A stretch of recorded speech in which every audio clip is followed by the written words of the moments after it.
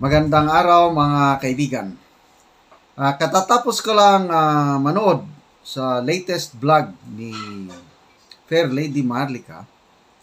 At ang isang diniscuss niya doon, nagbigay siya ng reaksyon sa official na statement ni Senator Amy Marcos posted sa kanyang Facebook account.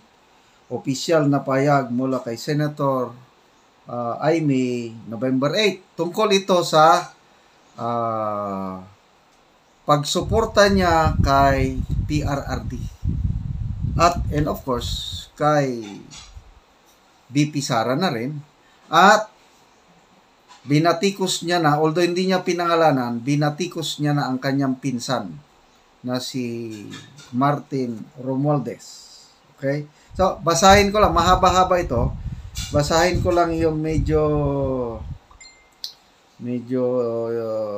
importante Inuulit ko, sabi ni Manang Amy, noong 2015, ako ang una at kaisa-isang gobernador na nagdeklarar ng suporta kay Pangulong Duterte, at kahit ako ang nag-iisang matira, manindigan ako para sa kanya. Ang isang anak na humarap sa napakaraming pananaksak sa likod ay hindi kailanman tatahimik sa mga pagtataksil at pambabastos sa taong gumalang sa aking ama noong pahintulutan niyang mahimlay ito sa libingang para sa kanya.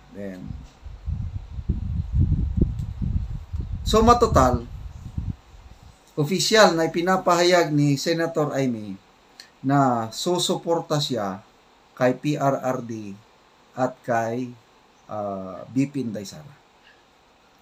So, reaksyon ni Maharlika, sabi niya, okay naman.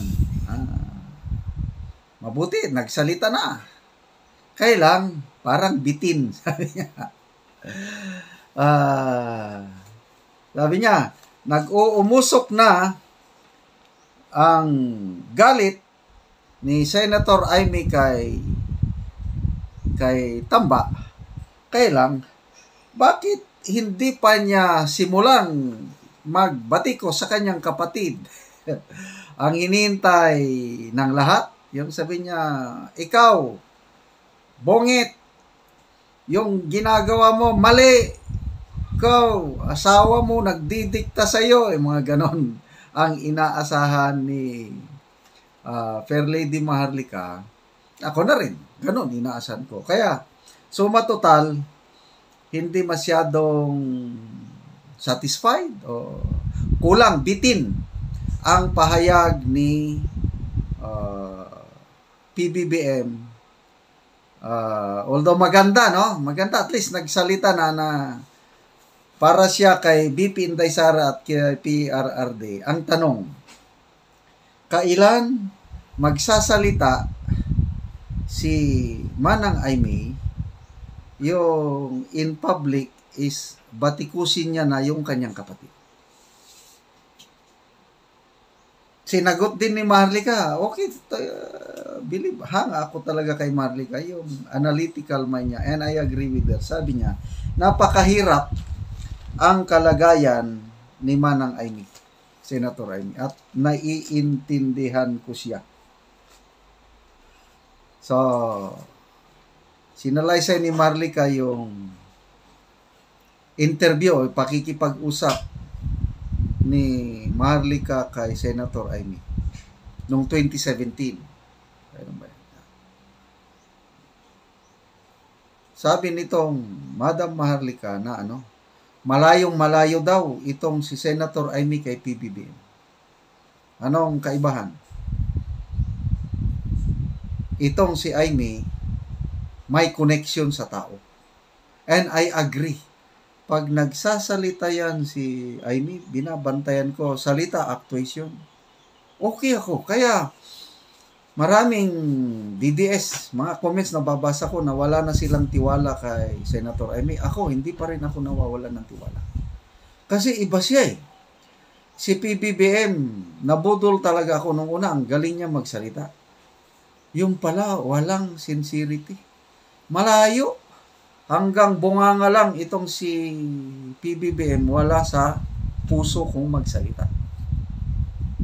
So, ano yung mahirap na kalagayan ni Senator Amy? Para bang torn between two lovers.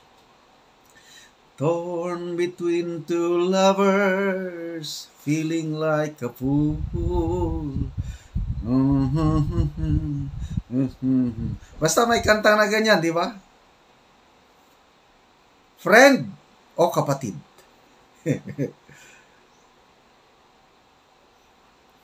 Mabuti ngayon, yung panindigan ni Senator Amy, naklaro ko na ako. I don't know sa inyo. Pinili ni Senator Amy, friend. Susuportahan niya si BP Inday Sara, and of course, Tatay Digong na yan. Starting now until kung itong political circus na ito. And then, yung tanong, yung mahirap is, paano niya batikusin ang kapatid niya sa publiko? Yan yung balancing act. Ayaw niya siguro. Ako, naintindihan ko dahil nandyan si First Lady. Hindi siya basta-basta magsalita. Iana naman siya, baka ma-black eye na naman. Alala ko tuloy yung palaging sinasabi ni Marlica na sa eroplano papuntang New York, nung nalaman ni First Lady na pinirmahan ni Presidente ang appointment ni Attorney Vic Rodriguez as Chief of Staff, galit na galit ang First Lady, sinuntok. Ang nangyari, di na black eye. So, very powerful talaga itong First Lady natin. Ano pa, yung sinasabi ni Marlica, yung kanyang interaction with Senator Amy noong 2016, bago magka-eleksyon. Nakikita na ni Marlica ang hindi magandang nangyayari sa campaign o doon sa campaign headquarters. Ano ba yun? Yung iba ang treatment sa mga ordinary supporters sa labas, hindi pinapakain. Sa loob ng campaign headquarters, bumabaha ang masasarap na pagkain. Marami pang napansin ni Marlica na kinausap niya si Senator Amy. Senator, bakit ganito ang nangyari? O anong sagot ni Senator? Wala akong power dyan, Marlica. What does it mean? Yung wala akong power. Ang power nandun kay Attorney Lisa Marcos. Kaya ito ngayon, nanalo ang ating presidente, siya ang ating binutuhan, kailang ang gumagalaw na power ay power ng First Lady.